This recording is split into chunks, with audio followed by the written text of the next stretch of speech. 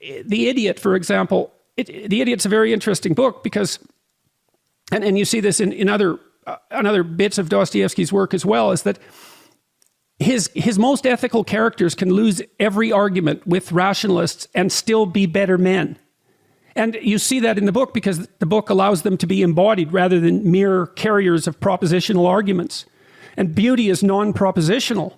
And so it goes under our narcissistic and blind rational intellect that overvalues its ability. That's the spirit of Lucifer that Milton warned everyone about. It goes under that and grabs you. And if you pay attention to that, then it's a pointer to what is beyond your understanding. And so it's vital.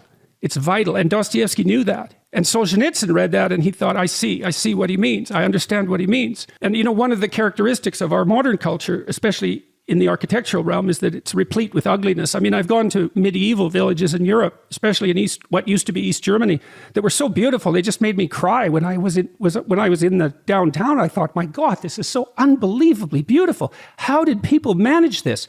And to think about all the effort that was poured into those cathedrals, monuments to divine beauty. What imagination those people had, and what commitment. And we can't do that. Modern people can't do that.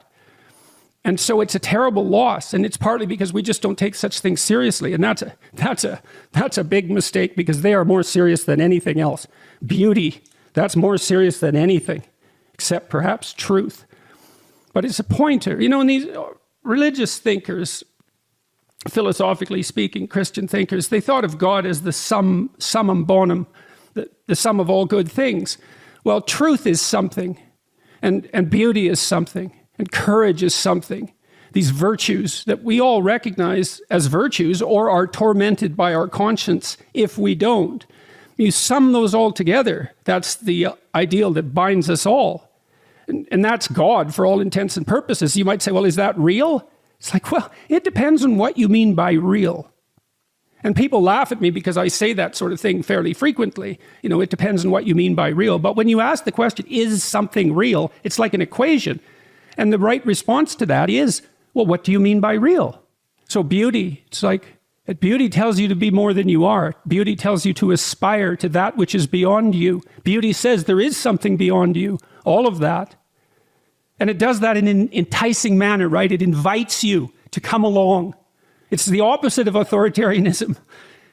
It's an invitation.